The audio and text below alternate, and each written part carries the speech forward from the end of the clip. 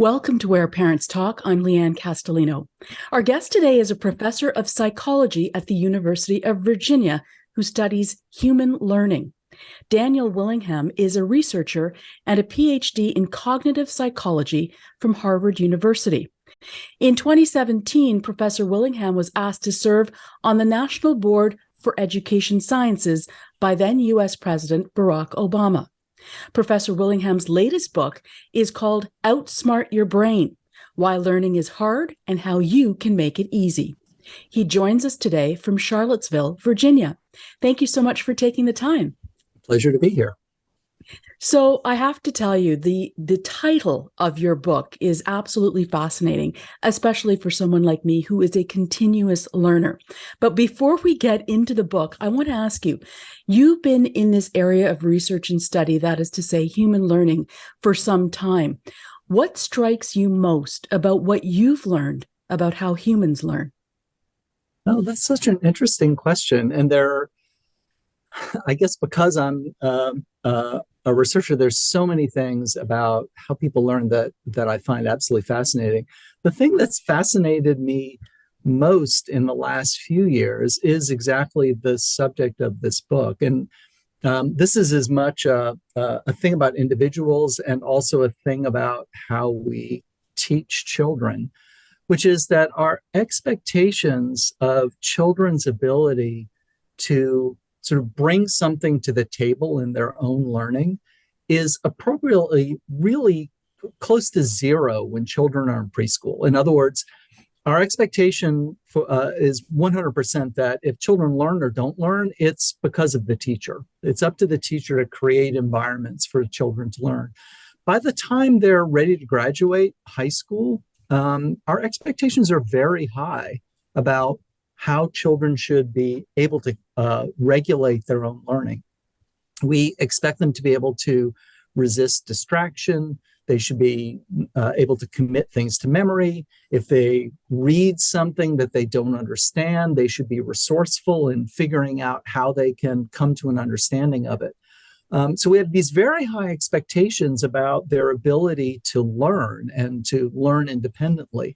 But schools don't teach them how to do this. And that when I say it's sort of this intersection between human individual ability and then sort of the systems of how we teach children, that's the bit about human learning that I've been obsessed with. So along those lines, then, what would you say that the average person should understand about how humans learn that perhaps may be game-changing for them? I think the most important thing to recognize is that your instincts about what makes learning effective may or may not be accurate. So, for example, the thing, and this gets back to actually to your first question, one of the things that when I was in graduate school that got me, and I was not yet dedicated to studying human learning, got me really excited, was learning that the desire to learn something actually has no impact on whether or not you actually remember it. And as someone who had been, a student for 16 years at that point and had been obsessed with like trying to cram things into my memory and then learning like that actually has no bearing at all. I found that fascinating. And it's one example of a more general trend that what it feels like to learn doesn't always line up with what actually happens when you're learning. That is so interesting. And I'm sure anybody watching or listening to this interview is going to be staggered by that statement. And so how would you go about breaking that down in terms of better understanding how we learn? What are some of some examples perhaps that you can share that people need to know about? Sure. So, I mean, again, if you're selective about thinking about your everyday experience, that will really help you recognize when your memory works well and when it doesn't. So I mentioned wanting to remember something doesn't seem to have much impact. And you kind of already know that. Like when you meet someone, you of course want to remember their name. but you don't necessarily remember their name. And so you try a strategy like repetition. And you meet someone and you're like saying to yourself, Bob, Bob, Bob, I got to remember this person's name is Bob. And that doesn't really work. And so what this tells you is desire doesn't really help. Sheer repetition doesn't help. Now think about when do you remember? So if you saw a movie last night and you mentioned that to me and say, oh, what was the movie about? You're not going to say like, well, I don't remember what it was about. I didn't study it or anything, right? That it just sort of seems to come for free. You're going to remember that. Why is it that you remember movies so well? Well, it's because a movie is meaningful. Memory loves meaning. Anything that's meaningful to you is going to be much more likely to stick with you. And so when we're thinking about trying to commit something to memory, this is our number one sort of tool that we can use, is to find some way of connecting it to things that you already know. Try and make this content meaningful. That's what's going to make it stick with you. That's very interesting. And for parents watching or listening, and certainly teachers as well, they might come back and say, well, Professor Willingham, that's all well and good, but there's going to be lots of things that will have absolutely no meaning. Algebra comes to mind for myself, among other things. Yeah. So how do you go about navigating that? So there are two things I would say. I mean, the first thing is, if it's not meaningful, that's the first thing I would try to address. So if I'm an algebra teacher, the last thing I would say to my students is, look, I know this doesn't make any sense to you, but the province wants you to learn it, and so there's going to be a test. You're just going to have to cram it. That not only is that obviously terrible for student motivation, but this is probably the most difficult memory problem in the book. As a memory researcher, if I were trying to think of the most challenging memory problem, it would be to give you, like, shuffle a deck of cards and then say, here, I want you to memorize the order in which these cards appear. So that's sort of job one. If you want to learn something, figure out what it means and set that as your goal. If you really understand what it means, memory is mostly going to come along for free.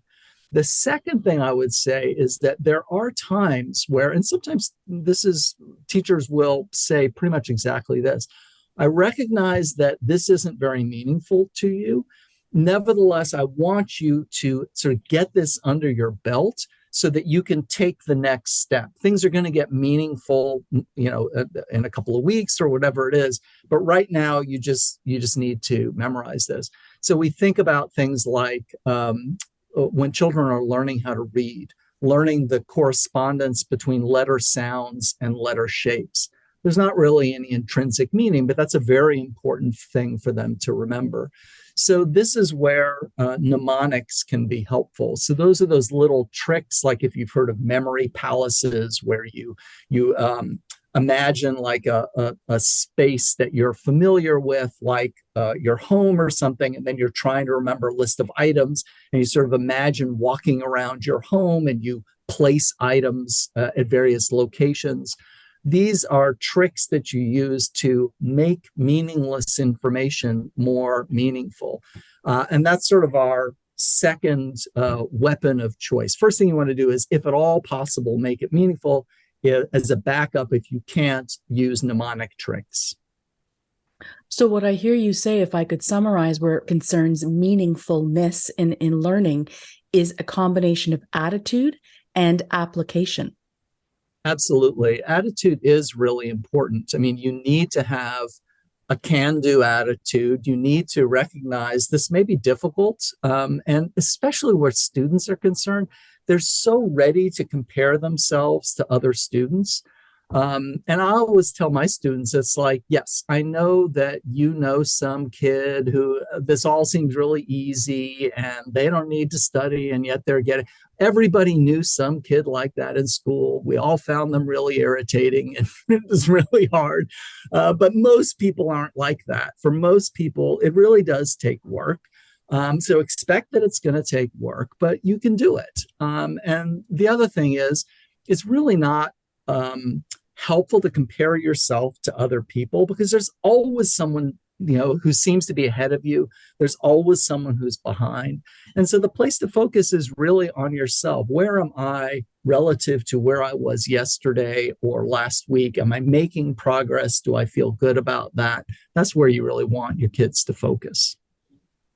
Certainly a very important perspective for parents to hear. Absolutely. Now, where I think it gets particularly interesting, the title of your book and the whole focus is the world we currently live in, where knowledge and new knowledge acquisition, literally can happen in the palm of our hand. It's not solely relegated to the classroom. It's not solely in the mind of a teacher anymore. Yeah. Is that a good or a bad thing? And in what ways, if at all, did that reality influence or impact your book? I think, Jen, to answer the first part of your question, I think generally it's a very good thing. Access to more information, more ways to learn. As an educator, like, how can I be against that, right? That's wonderful. The one area that is of a little bit of concern is when people suggest that because we have Google, people don't really need to know anything anymore.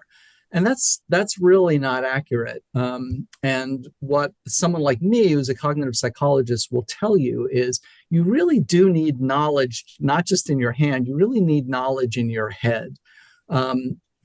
Google is much faster than looking things up in books. But there are limitations to Google. Your brain is still much faster than Google is. So to take a simple example of the kind of thing you're looking up, take vocabulary words, it still takes, even if it's integrated into the ebook that you're reading, it takes a few seconds to sort of stop, look up a word, think about what it means, think about how it works in the context. And studies show that people don't have a lot of patience for that type of work. What happens is you sort of, if you're reading a story, you kind of lose the thread of the story if you have to keep stopping and looking up words, right? So you really do want knowledge in your head for that reason. The second reason is that when you look things up, what your brain is much better at than Google is thinking in terms of context. So let me give you a simple example.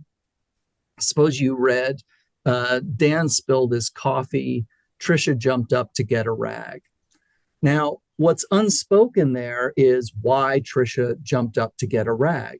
You are perfectly capable of understanding there's a causal link between these two sentences. Though it didn't say explicitly, Trisha jumped up to get a rag because Dan spilled his coffee and she's planning on cleaning up the spill. You understand that immediately. You know a whole lot about what it means to spill things, and your brain is terrific at bringing up just the right knowledge at the right time. So, for example, if I said, Trisha spilled her coffee, Dan jumped up howling in pain, you think of a whole different quality of spilling. Or Trisha spilled her coffee, Dan jumped up to get her more.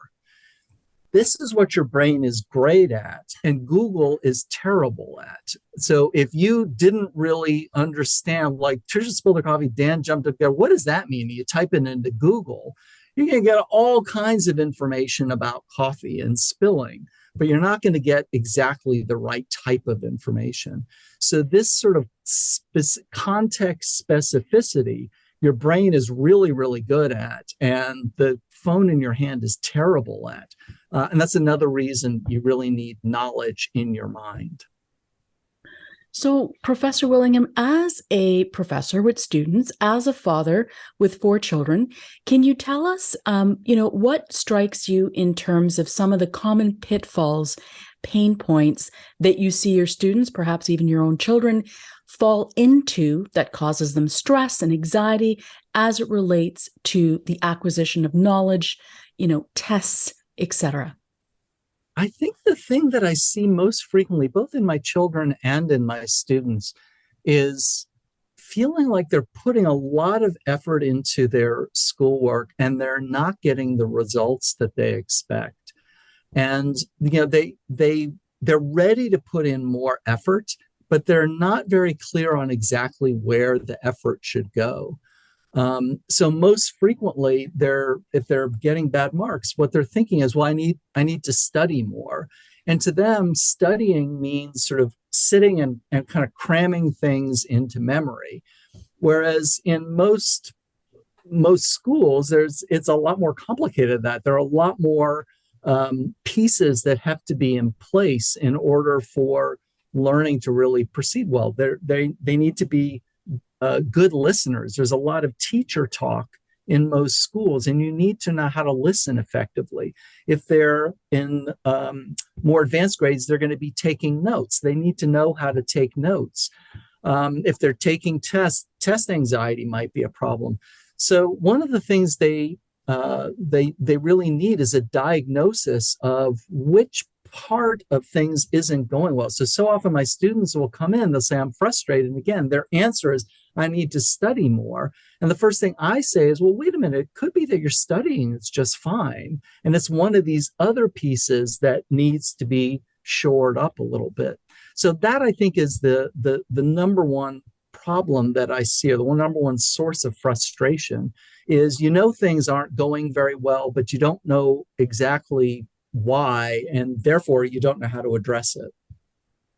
I think that's such an important point that you're making. And as I think about what you're saying, I don't think I've ever really sat there and thought about the integration of all of those different individual acts that go into studying, like listening and note-taking and how all that comes together.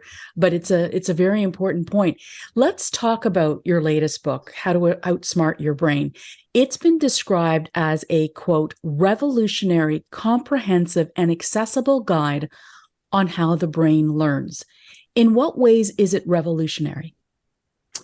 I think it's revolutionary, without, this feels funny to say that. But I think what I'm most proud of is that it is comprehensive, and that it really is an attempt to look at all aspects of learning. So it's not just about committing things to memory. It's not just about taking good notes. There's a chapter about one's self-concept as a learner, how you see yourself as a learner. Because there's research showing that people who don't see themselves as learners, one of the real problems they have is when there's a setback, when something goes wrong, they already think of themselves as someone who maybe doesn't really belong in school. And so that setback, like a failed test, really seems to confirm that.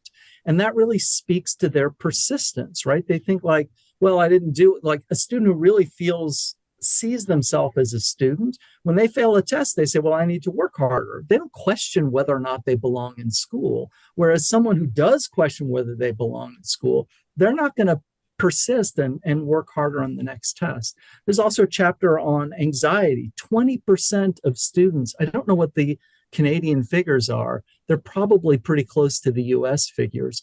I know in the US, it's 20% of high school and college students have clinical levels of anxiety. Clinical level of anxiety, the definition is it's anxiety is bad enough, it's interfering with things that you feel like you need to do and want to do. So there's a chapter on dealing with anxiety. So that's the aspect of the book that I'm most proud of, is that I've tried to really look at the broad spectrum of things that can address that influence learning, and address them with very practical things that you can start working on immediately. Professor Willingham, can you share a couple of examples of exactly how we go about outsmarting our brains? Sure. First, let me tell you, what that means. So, and I think I alluded to this before. One of the things that was striking to me about my students when I would talk with them about the strategies they employ is they all sort of seem to veer towards the same strategies, which is strange because they all said, I just kind of invented this on my own. It's like no one told me to do this.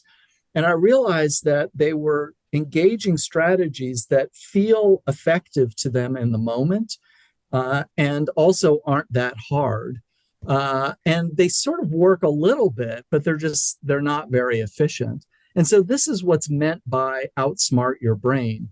You have to recognize that what your brain is going to tell you is a good strategy may not really be the best strategy. So I'll give you one example. One of the chapters is about knowing when you know something. And this is kind of, when you think about it, knowing that you know something is very important when you're preparing for a test, because that tells you that you're done, right? Like you're just like, okay, here's this chapter. I feel good about this chapter. I think I know everything in this chapter. So you do this sort of self-assessment. It turns out that that assessment can be wrong. And this was another thing that was very surprising to me when I first learned it, because the way you would think that you judge whether or not you know something is to sort of peek into memory and see whether or not the information is there. So, if I asked you, do you know what the chemical symbol of helium is? The way you would answer, yes, I know that, or no, I don't know that, is you would look in memory and see if there's something in there, right? Well, that's a great way of doing it, but people use other cues as well. One of the most important cues is familiarity. So familiarity, the way psychologists use it, is exactly very close to the way people use it in everyday conversation. When you see someone out on the street and you say, that person looks familiar, what you mean is, I know I've encountered them before, but I can't really tell you anything about them, right? You don't say like your spouse looks familiar, like in one sense they do, but like that, right? You reserve that for where I know I've seen that before, but I can't tell you anything else about it. The number one way that students study is by rereading stuff. They read it over and over and over again. And what that does is it increases familiarity. But familiarity is not the same kind of knowing as being able to tell you something, right? So it's one thing for me to understand when you describe something. It's another thing for me to be able to explain it and describe it. So this is where a lot of students go wrong in their judgment of whether or not they're ready for a test. They're studying by reading something over and over again. They see it over and over again. It feels very familiar, and they mistake familiarity for the ability to explain. That makes sense. That is absolutely, I'm riveted. Yep. That is really, really interesting. Now, as you're speaking, with something that strikes me is, we live in an age where we've got a lot of kids who are exceptional learners on one side of the spectrum or the other.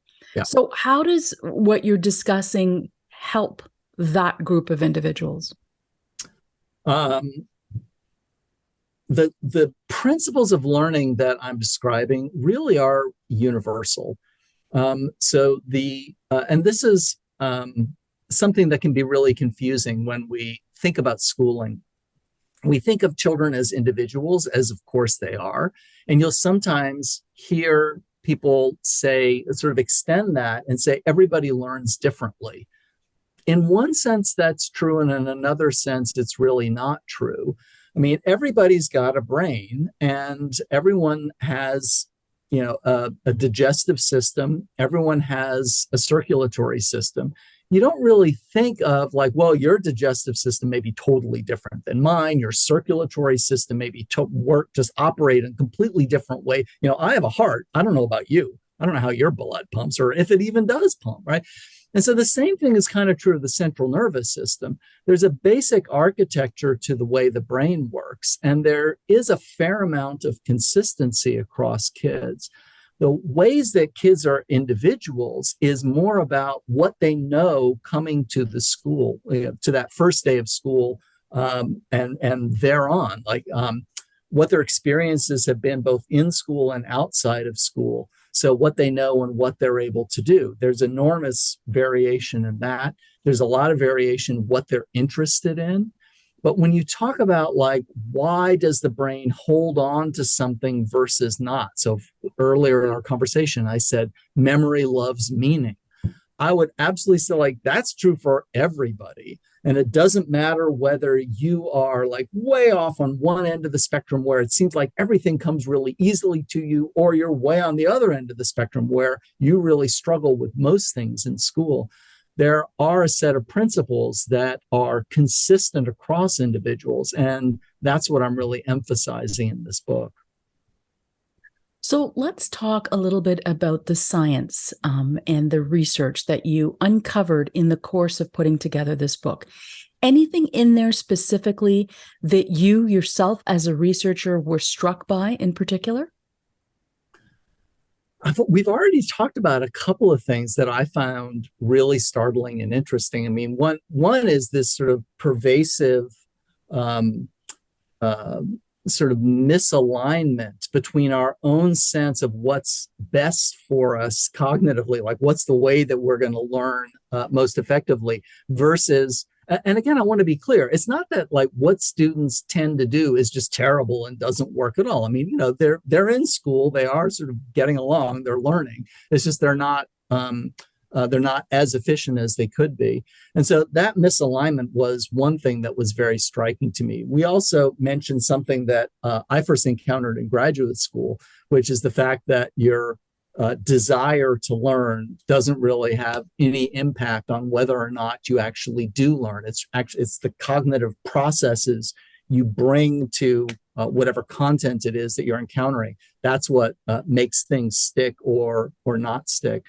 So I think I'll probably stick with those as the things that I was continued to be most excited about and fascinated by.